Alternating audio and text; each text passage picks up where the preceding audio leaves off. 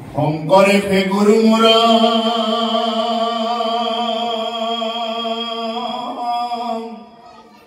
প্ৰিয়তম আত্মা হৰি শংকৰত পৰে নাহি আনা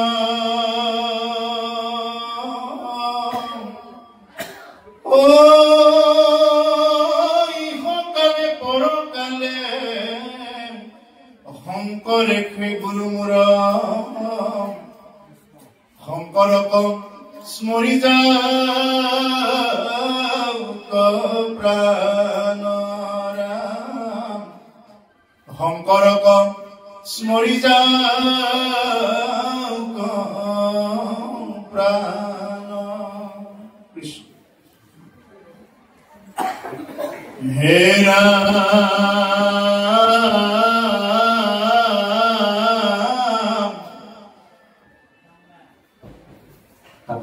মই বিনে বেদে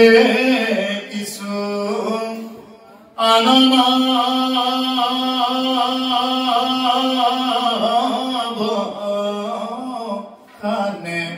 কৃষ্ণ সমস্ত বেদৰ তত্ত্ব অৰ্থয়ে মানে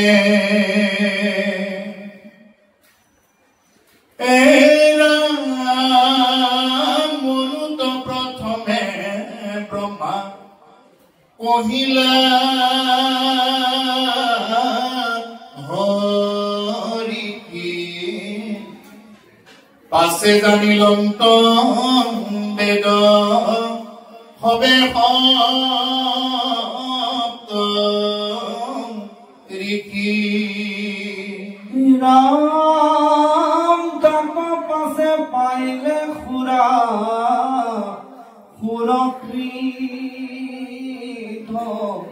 নাগ অনন্তরে বেদ মনুষ্য পাইলে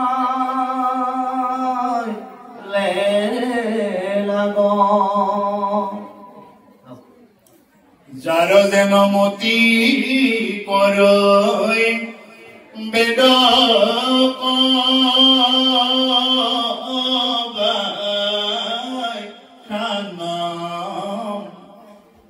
নিজর্থ ভকতি তেজি বুঝৈ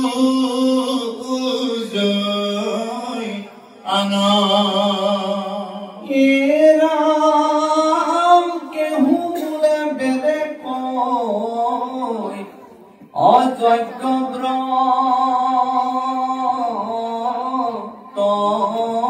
দানে কেহু বোলে ক্ষুদ্র দেব পূজাতি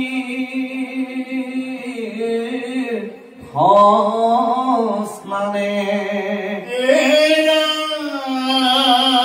কেহু বোলে বেদে কই অজ্ঞানতে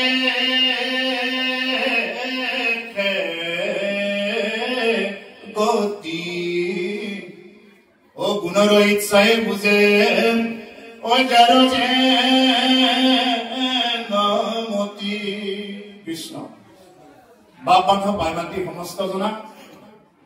পাঠে কি কৈছে সেই হিচাপত অকণমান ব্যাখ্যা কৰি যাব ওলাইছো আজিৰ অধ্যায়টি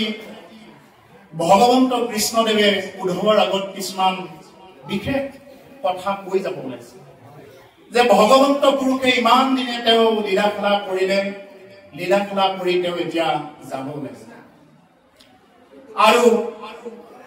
উদ্ধৱে কি কৰিছে তেওঁ যে ভগৱন্ত পুৰুষক খাটনি কৰিছে যে হে প্ৰভু ভগৱন্ত তুমি মুকলৈ যাব লাগে মই তোমাৰ লগত যাব খোজো ও যমুনাৰ বালিতে বাগৰি বাগৰি উদ্ধৱে কান্দিছে ভোকে প্ৰভু এৰি গৈলাকে প্ৰভু ভগৱন্ত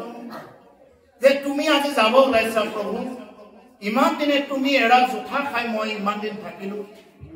স্নানে গুপ্য স্থানে সদা সেৱা কৰো হে প্ৰভু ভগৱন্ত তুমি পিন্ধা কাপোৰযোৰ পুৰণি হলেহে মই পিন্ধো যাৰ কাৰণে হে প্ৰভুসকল বৃহস্পতিৰ শিষ্য উদ্ধৱৰ দেখাত ভগৱন্ত পুৰুষেদি একেই নিচিনা দেখা পায় যে উদ্ধৱ আৰু ভগৱন্ত কৃষ্ণ দেখাত একেই নিচিনা দেখা পায় ইমান সুন্দৰ কলেবৰ লগতে ভগৱানে যি এৰা কাপোৰ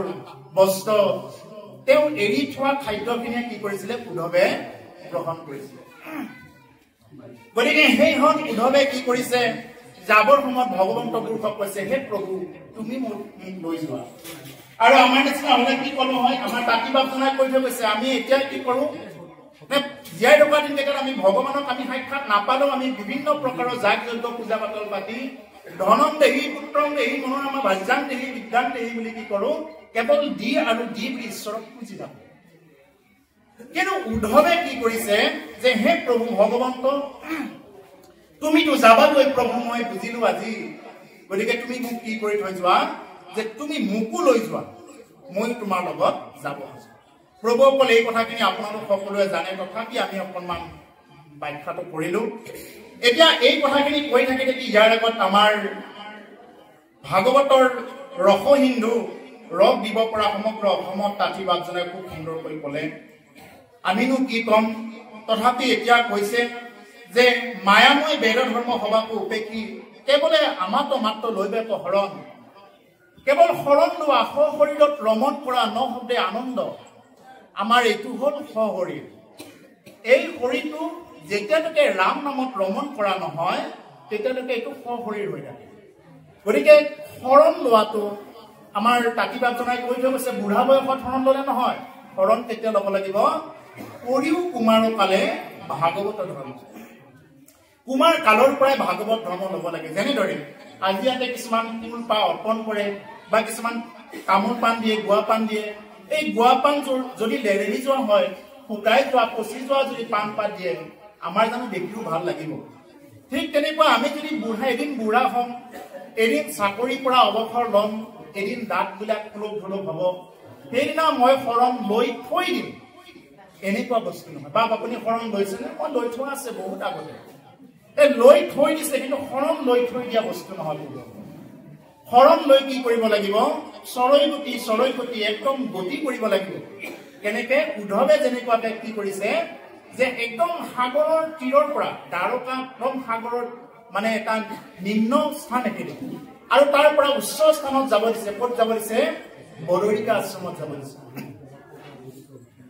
উদ্ধৱ হকিয়া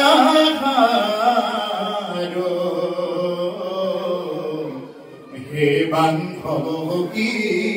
ও চলি যোৱা বদৰিকা লাগিয়া ও মোক লাগি নকৰা ক্ৰন্দন লাগি নকৰা ক্ৰন্দন ও চলি যোৱা বদৰিকা ধাম হে বান্ধৱ হকি চলি যোৱা বদৰিকা লাগিয়া গতিকে হে বান্ধৱ তুমি কি কৰা যে বদৰিকা আশ্ৰমলৈ গুচি যোৱা এতিয়া কৈছে যে হে উদ্ধৱ যে বেদে যেন কৈ তাক শুনা প্ৰাণ হকি মায়াময় বেদ ধৰ্ম সভাকো উপেক্ষি বেদে যিমানবিলাক কৈ আছে সেই বেদে যিমানবিলাক কৈছে এইবিলাক হ'ল চব মায়াময় ধৰ্ম গতিকে কেৱলে আমাকো মাত্ৰ লৈবেক শৰণ কেৱল আমাৰ ওচৰত শৰণ লোৱা হে অৰ্জুন সৰ্বধৰ্মান পৰিত্যাজ্য মামেকং শৰণং ব্ৰজ অহং ত্বাং সৰ্বপাপেভ্যো মুখ্যস্বামী মাশ্চ হে অৰ্জুন তুমি যিমানবিলাক গান্ধীৱ ধনুখনক লৈ তুমি অহংকাৰ কৰি আছা যি নেকি তুমি একদম এটা ডাঙৰ বংশৰ বুলি দেখাত বহুত ভাল বুলি অহংকাৰ কৰি আছা এই চববিলাক বাদ দি কি কৰা তুমি মোৰ ওচৰত শৰণাপন্ন হোৱা আৰু সেইকাৰণে অৰ্জুনে কি কৰিলে যে ভগৱন্ত কৃষ্ণক স্তুতি কৰিছে তমেব মাতা সবিতা তমেব বন্ধু সখা তমেব বিক্রম দ্রবিণম তমেব সর্বম মম দেব দেব তমেব সর্বম মম দেব দেব তুমি মোৰ মাতা তুমি মোৰ পিতা তুমি মোৰ বন্ধু তুমি মোৰ সখা হে প্ৰভু ভগৱন্ত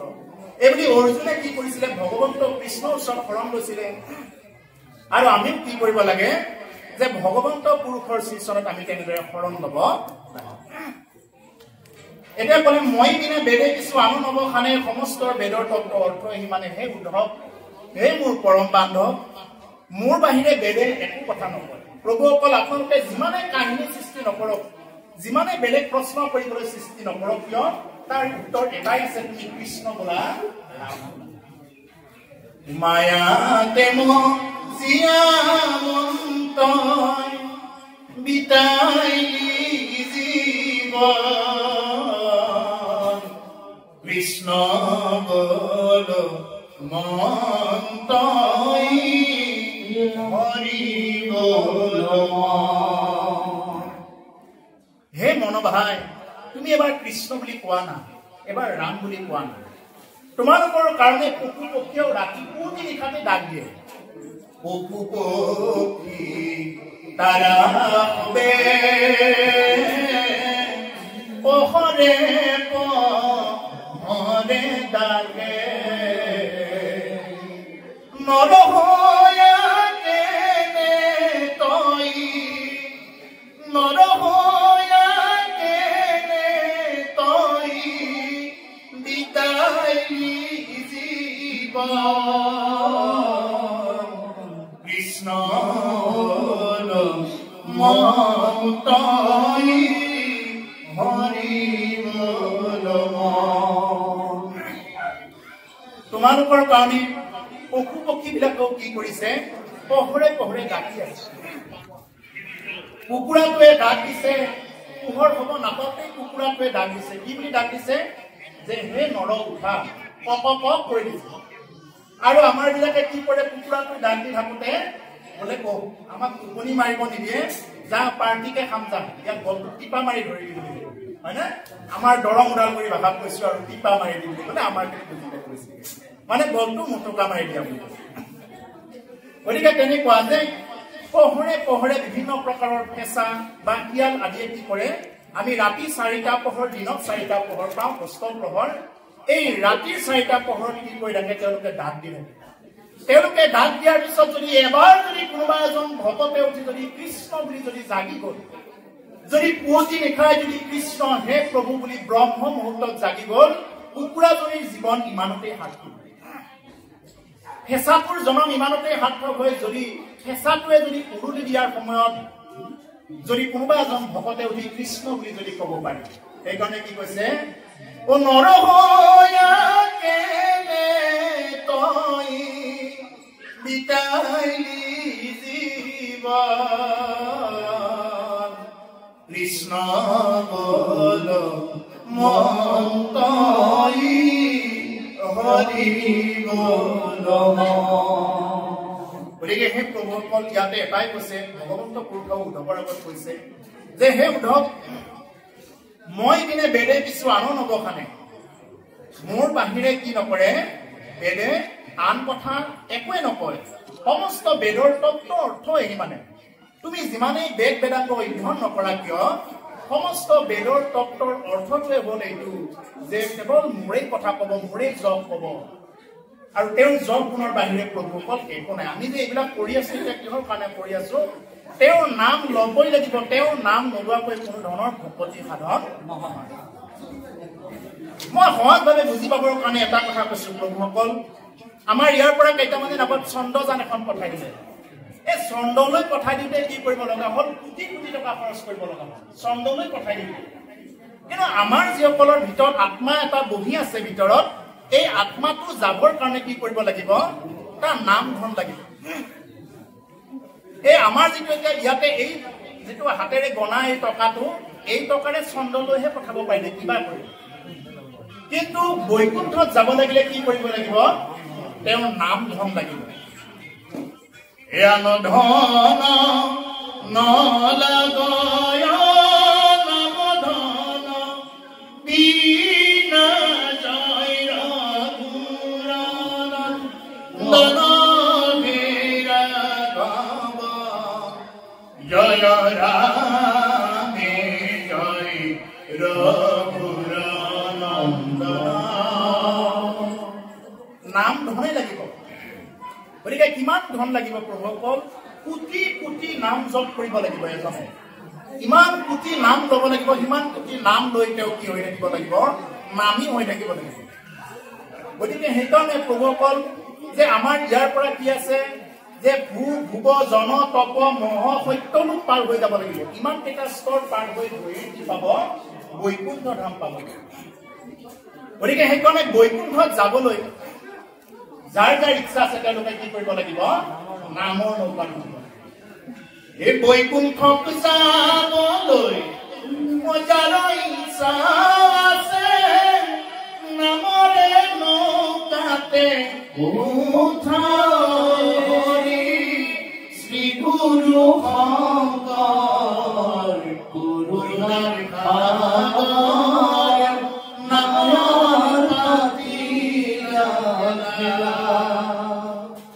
যে মোৰ কৃপালু গুৰুজনাই যি ইমান সুন্দৰকৈ এখন নামৰ ইয়াতে খেলা পাতিছে এইখন নামৰ খেলা পাতাৰ পিছতো যদি আমি যদি তেওঁৰ নামত শৰণ নলওঁ তেতিয়াহ'লে কি হ'ব আমাৰ জীৱন এনেই গুচি যাব এইকাৰণে কি কৈছে এই ভাৰতৰ নৰদ্বীপ মনুষ্য শৰীৰ নৌকা ও ৰাম ৰাম মহাৰত্ন কৃষ্ণ হেনয় বাণিজ্য পাই যিজনে নকৰয় ও আতপৰে হীনমতি নাই ভাৰত হ'ল ৰত্নৰ দ্বীপ ইয়াত যি লাগে তাকে কি কৰিব পাৰে যিমান নাম লাগে সিমানখিনি নাম তেওঁ ল'ব পাৰে সাধন মাৰ্গে মনুষ্য শৰীৰ নৌকা মনুষ্য শৰীৰ হ'ল নৌকা ইয়াত আত্মা বিৰাজ কৰি আছে ৰাম নাম মহাৰত্ন ৰাম নাম কি কৰিব লাগে কেৱল বুটলি ল'ব লাগে হেনয় বাণিজ্য পায় মহাপুৰুষে কৈছে এনেকুৱা এখন বেপাৰ পায় যিয়ে নকৰে ইয়াতকৈ আৰু দুৰ্ভগীয়া কোন আছে এনেকুৱা এখন ৰাম নামৰ বেহা পায়ো যদি কোনোবাই নকৰে ইয়াতকৈ আৰু দুৰ্ভগীয়া কোনো নাই সেইকাৰণে প্ৰভুসকল কি কৰিব লাগে আমি যিমান পাৰিম এই ৰাম নামৰ এই বেহাত আমি কি কৰিব লাগে চলিব লাগে আৰু তেনেদৰে চলিলেহে কি হ'ব আমাৰ জীৱনৰ আত্মগতি হ'ব এতিয়া এনেদৰে আহি আহি কৈছে সমস্ত বেদৰ তত্ত্বৰ অৰ্থ এইটোৱে যে প্ৰথমতে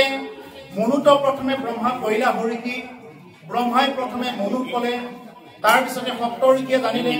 তাৰপিছত সুৰাসুৰ নাগসকলে পালে তাৰপিছতে এনেদৰে মনুষ্যই কি কৰিলে বেদবিলাক পালে বেদৰ কথাবিলাক বেদৰ ধৰ্মবিলাক আমি পালো গতিকে যাৰ যেন মতি পৰিল বেদে পোৱা ব্যাখ্যা গতিকে এনেদৰে আহোঁতে আহোঁতে কি হৈ গ'ল যাৰ যেনেকুৱা মতি তেনেকুৱাকে বেদৰ ব্যাখ্যাবিলাক কৰিব ধৰিলে কিন্তু প্ৰকৃত ভগৱতী কি এইখিনি কৰাত মানে তেওঁলোকে বুজি নাপালে নিজৰ অৰ্থ ভগৱতীক তেজি বুজৈ আন আৰু তেওঁলোকে নুবুজাৰ কাৰণত কি কৰিব ধৰিলে যে নিজৰ মানে যিটো নেকি ইয়াতে শাস্ত্ৰই যি কৈছে তাকে নকৰি কি কৰিলে তেওঁলোকে বিভিন্ন ধৰণৰ যাগ যজ্ঞ পূজা পাতল এইবিলাক কৰিও কি কৰিব ভগৱতী কৰিব পাৰে বুলি মানুহক প্ৰচাৰ কৰিলে কেহু বোলে বেদে কৈ যজ্ঞ ব্ৰত দানে কেহু বোলে ক্ষুদ্ৰদেৱক পূজা তীৰ্থ স্নানে কোনোবাই কয় বোলে যজ্ঞ ব্ৰত কৰিলেই হয় ইয়াৰ আগত আমাৰ তাঁতী বাপজনাই কৈ থৈ গৈছে যে যজ্ঞ কৰিব পাৰিব নোৱাৰা নহয় কৰিব পাৰিব কিন্তু কৰিলে কি নহয় যে প্ৰকৃত ফল পোৱা নাযায় কেনেকে শাস্ত্ৰই ইমানলৈ কৈছে যে যেন মানে বাজিগাই চাৰি ফুৰে বুলি কৈছে বাজিগাই চাৰিলৈ ফুৰালে যেনেকুৱাকে গাখীৰ খাব নাপায় ঠিক তেনেকুৱাকে যদি বেদে কোৱা কথাবিলাক কি কৈছে যদি আমি পালন নকৰোঁ আমি যদি এইবিলাক মানে কৃতকাৰ্য নকৰোঁ এইবিলাক নিজৰ জীৱনত যদি আমি আয়ত্ত নকৰোঁ তেতিয়াহ'লে এইবিলাক এনেই যাব গতিকে সেইকাৰণে প্ৰভুসকল কোনোবাই তেনেকুৱাকে বিভিন্ন প্ৰকাৰৰ মাৰ্গত আছে থাকিব পাৰে অৱশ্যে আমাক মহাপুৰুষে কোনো সিদ্ধান্তক আমাক গালি দিবও পোৱা নাই কিন্তু এটাই কথা কৰিব পাৰিব কিন্তু তাৰ পৰা যিটো ফল পাব লাগে এই ফলটো পোৱাত অসমৰ্থ হ'ব কিয়নো আমাৰ নিজৰ ওচৰে পাজৰে মই নাম নধৰোঁ গাঁওখন আমাৰ পুতুল বাবে ভালকৈ জানিব আমাৰ কিছুদিন আগত এটা যজ্ঞ হৈছিল এইখন গাঁৱত সেই যজ্ঞ হওঁতে কি হৈ গ'ল ইমান ডাঙৰ যজ্ঞ হৈ গ'ল যজ্ঞ হোৱাৰ পিছত তেওঁলোকৰ কিবা কিবি সম্ভৱ ভুল হৈ গ'ল লগে লগে খেলখন দুফাল হ'ল আৰু যিমান নামঘৰে তাতে সহযোগ কৰিছিলে তাকো দুফাল হৈ গ'ল যোৱা কালি পৰহি মই কথাখিনি গম পালোঁ তাৰমানে কি হৈ গ'ল আমি এক হ'ব লাগিছিল কি কাৰণত দুভাগ হৈ গ'ল তাৰমানে এইবিলাকত যদি অকণমান ভুল থাকে তেতিয়াহ'লে কি হৈ যায় হিতে বিপৰীত হয় প্ৰকৃত ঘি পোৱা টান, প্ৰকৃত মৌ পোৱা টান, প্ৰকৃত বিপ্ৰহ পোৱা টান। হেন জানি কি কৰিব দিছে যে কলি যুগত হৰি নামে গতিকে কেহু বোলে ক্ষুদ্ৰদেৱ পূজা তীৰ্থ স্নানে, কেহু বোলে বেদে কৈ জ্ঞানপেশে গতি, গুণৰ ইচ্ছাই বুজে যাৰ যেন কৃষ্ণ কৃষ্ণ।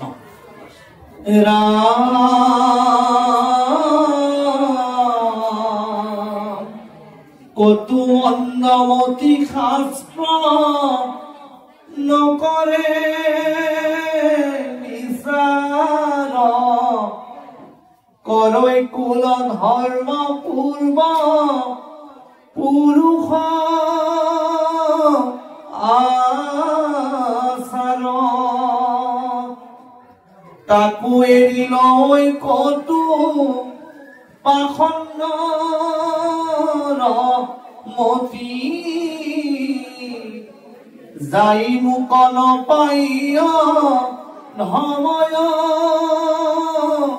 ধুমতি।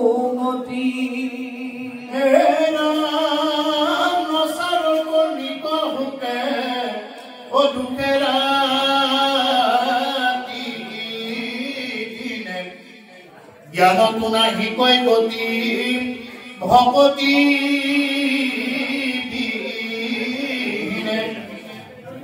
আনে নজনয় মৃত্যু বেদৰ বিচাৰ, এতেকে ভকতি পন্থ সন্মত আমাৰ। ভকত জনৰ যেন অসুখবিপৰীত,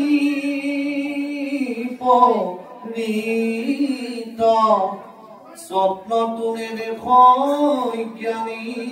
কৰ্মিক নাচিত,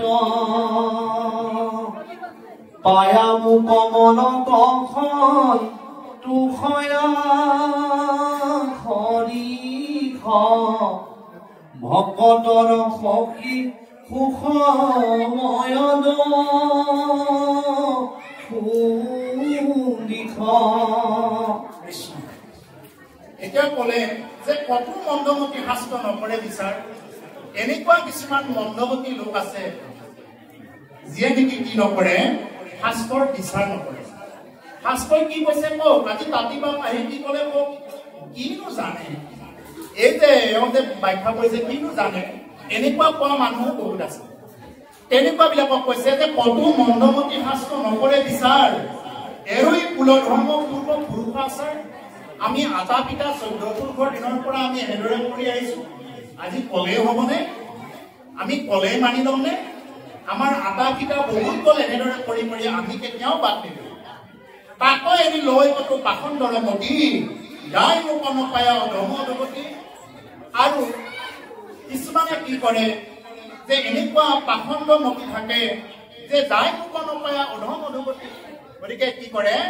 যে মোক নাপায় কি কৰে অধগতি যায় বুলি কৈছে। প্ৰভুসকল, যদি কোনোবাই জীৱনত যদি কৃষ্ণ ভজনা কৰিব নোৱাৰিলে, যদি কৃষ্ণ নাম ল'ব নোৱাৰিলে, তেতিয়াহ'লে তেওঁ অধগতি যোৱাটো নিশ্চিত। যদি তেওঁ জীৱনত যদি ঈশ্বৰৰ সেৱকেই হ'ব নোৱাৰিলে, তেওঁৰ জীৱন লৈ কোনো কাম নাই। আমাৰ বাপজনাই কৈ থৈ গৈছে যে চুইচাইড অকল মানে বলত লোৱাটো বা গাড়ীৰ আগত পৰি মৰাটোকে নকয়। চুইচাইড কি? জীৱন্ততে আত্মঘাতী সিটোজন বুলি কৈছে। আত্মঘাতী মানে অসমীয়াত ক'লে বুজি নাপায়, ইংৰাজীত ক'লে বুজি পায় চুইচাইড বুলি। গতিকে সেইকাৰণে যি মানুহে জীয়াই থাকি ঈশ্বৰৰ সেৱক হ'ব নোৱাৰিলে, এই মানুহে জীয়াই থাকি আত্মঘাতী বুলি কৈছে। তাকে মহাপুৰুষ মাধৱ পুৰুষে নাম ঘোষাত কৈছে,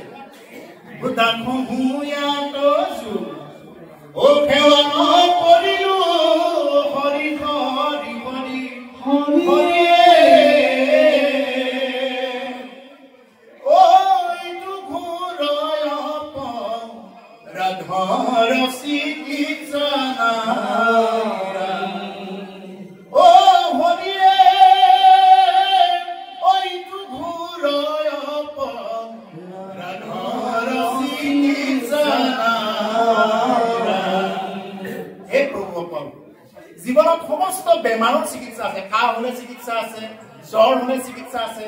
হাত ভৰি ভাগি চিৰি গলেও কিছুমান চিকিৎসা আছে। কিন্তু যদি কোনোবাই মানুহৰ জন্ম পাই যদি ঈশ্বৰৰ দাস হ'বৰ কাৰণে চেষ্টা কৰা নাই, ঈশ্বৰৰ সেৱক হ'বৰ কাৰণে চেষ্টা কৰা নাই, এই ঘোৰ অপৰাধৰ চিকিৎসা নাই। কিমতে ভকতি কৰিব তোমাক হৰি হৰি হৰি হৰিয়ে মই মোৰ ভকতি নজানো তাৰ উপায়। হৰিয়ে মই মোৰ ভকতি নজানো তাৰ উপায়। গতিকে ঈশ্বৰৰ সেৱক হ'বই লাগিব। মোৰ কৃপালু গুৰুজনাই কি বুলি কৈছে? মোৰ মানে আমাৰ এই প্ৰতিকৰে, মোৰ বুলি শব্দটো ব্যৱহাৰ কৰি আছো, আমাৰ প্ৰতিকৰে কৃপালু গুৰুজনা ত্ৰিভুৱন বন্দন দৌলকী নন্দন জু হৰি মাৰ্গ কণ্ঠ জগতৰ কাৰণ দেৱ নাৰায়ণ শংকৰদাকাৰী। সেই কৃপালু গুৰুজনাই যিনেকি অৱনীতি চাৰি বেদ বিচাৰি বেকত কৰো হৰি নাম দিনে ৰাতিয়ে বেদ আদি অধ্যয়ন কৰি তেওঁ কি বুলি কৈছে? আমাক শুদ্ধ সিদ্ধান্ত এটা দিও তেওঁ কৈছে যে মই কিংকৰ, মই চাকৰ। মাধৱ গুৰুকে কি কৈছে? মই মূঢ়মতী মূৰ্খমতী, ইমানলৈ কৈছে। তেতিয়াহ'লে প্ৰভুসকল আমি চাকৰো হ'ব পাৰিমনে বাৰু? মোৰ কৃপালু গুৰুজনাই যদি কিংকৰ বুলি কৈছে, নিজকে ঈশ্বৰৰ চাকৰ বুলি কৈছে, আমিও সেইকাৰণে প্ৰভু ভগৱন্তৰ ওচৰত এটাই প্ৰাৰ্থনা কৰিব লাগে যে হে প্ৰভু, মই যাতে তোমাৰ দাসৰো দাস হৈ থাকিব পাৰো প্ৰভু। নাজানো প্ৰভু দাস হ'বৰ কাৰণেও যাতে তুমি মোক মাৰ্গদৰ্শন কৰাই থাকা প্ৰভু, এই বুলি চিন্তা কৰিব লাগে। সদায় ঈশ্বৰৰ ওচৰত এইটোৱে প্ৰাৰ্থনা কৰিব লাগে যে তোমাৰ যাতে মই সেৱকৰ সেৱক হ'ব পাৰো। সেইকাৰণে প্ৰভুসকল লক্ষ্য কৰিব, বৰপেটা সত্ৰ চাইডে গ'লে লক্ষ্য কৰিব, প্ৰায়বিলাক কলিতা মানুহ কোচ মানুহো প্ৰায়বিলাক কি বুলি লিখে? দাস উপাধি লিখে, দাস লিখে। কিয়? এই দাস নহয়, তেওঁলোক হৰিৰ দাস, হৰিৰ সেৱক তেওঁলোক। সেইকাৰণে প্ৰায় মানুহখিনিয়ে কি বুলি লিখে? দাস উপাধি লিখে বৰপেটা সত্ৰ চাইডে। কিয়? তেওঁলোক হৰিৰ সেৱক। সেইকাৰণে আমিও কি কৰিব লাগে প্ৰভুসকল? আমি উপাধি চাই কোন কি লিখা আছে এইবিলাক চব বাদ দি কি কৰিব লাগে? যে আমি আত্মা ৰাম হিচাপত চলিব লাগে, ঈশ্বৰৰ সেৱক হিচাপত চলিব লাগে। চাৰি জাতি চাৰিও আশ্ৰমী নোহোৱাতি নহো ধৰ্মশীল দানৱ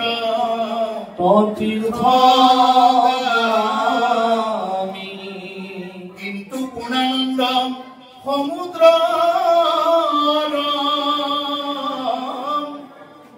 গোপী ভণ্টাপ কমলৰ দাসৰ দাস তান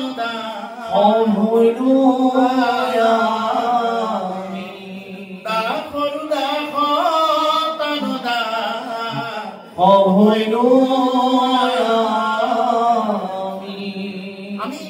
সেই গোপী ভৰ্তা পদ কমলৰ সেইজন ঈশ্বৰ কৃষ্ণই যিয়ে নেকি গোপীসকলৰ ভৰ্তা কৰ্তা বিধাতা, তেওঁৰ দাসৰো যাতে হ'ব পাৰে। সেই প্ৰভু,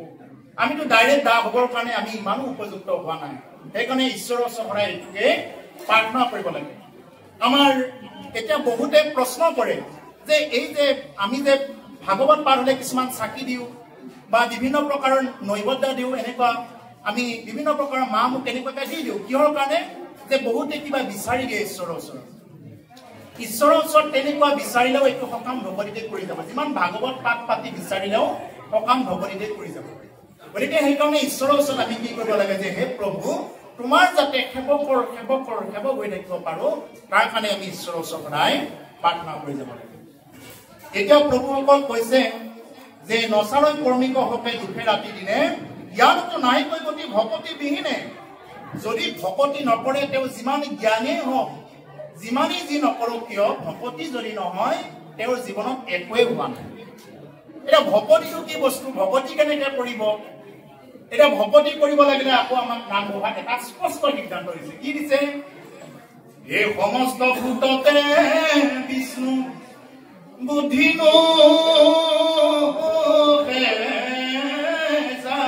কৃষ্ণ ও কায় বাক্য মনে অভ্যাস শিৱায়ে ভাবে। কি বস্তু? সমস্ত ভূততে বিষ্ণু বুদ্ধি যেতিয়ালৈকে নাহে কায় বাক্য মনে অভ্যাস কৰি থকাটো নামে হ'ল ভক্তি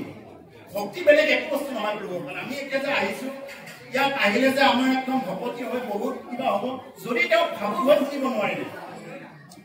বিয়ত ভাগৱত ৰচনালা মূৰ ৰচিকা বুদ্ধি ভাৱতা যদি তেওঁ ভাবু হৈ পালন কৰিব নোৱাৰিলে তেওঁৰ ইয়াৰ পৰা ভক্তি নহ'ব গতিকে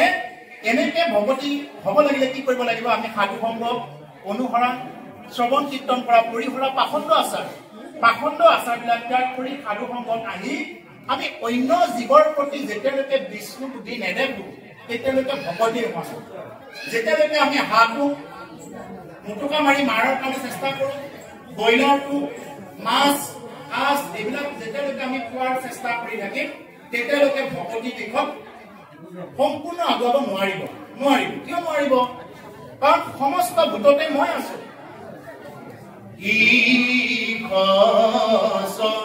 ৰূপে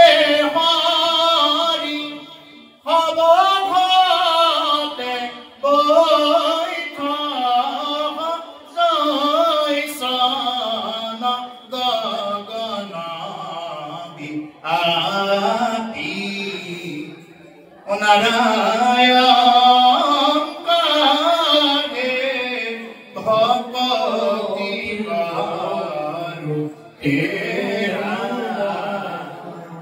ঈশ্বৰ স্বৰূপে প্ৰভুসকল আপোনালোক প্ৰত্যেকৰে হৃদয়ত আপোনালোক কিয় মাছ কাছ চবৰ ভিতৰত আছে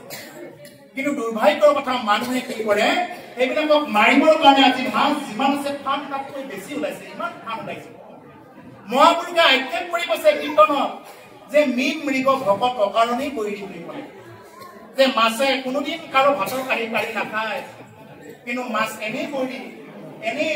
চেপা ঠোহা জাল কিমান প্ৰকাৰ আছে কাৱৈ লেঙি মাগুৰ লেঙি পুঠি লেঙি নহয় জানো কিমান প্ৰকাৰ আছে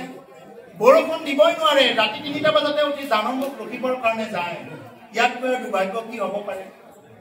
নিজে ভাবকচোন বাৰু এবাৰ এই মাছকেইটাৰ ভিতৰতো ঈশ্বৰ আছিলে ভগৱানেতো কোৱা নাই মই মাছৰ ভিতৰত নাই বুলি তাৰ এটা হ'ল মৃগ বেচেৰা হৰিণা কেইটাই কোনোদিন কাৰো অন্যায় নকৰে এই ঘাঁহ কেইডাল খাই কিবাকে জীয়াই থাকে হৰিণৰ কিন্তু বহুত শত্ৰু আৰু অজাত শত্ৰু হ'ল মোৰ ভকত বুলি কৈছে মোৰ ভকতৰ অজাত শত্ৰুৱে নাথাকে মোৰ ভকতৰ কিন্তু মোৰ ভকতক দেখিবই নোৱাৰে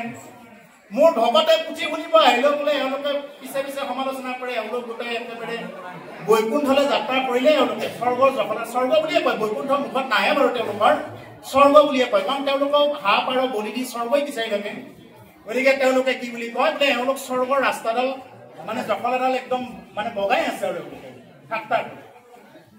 কিন্তু যে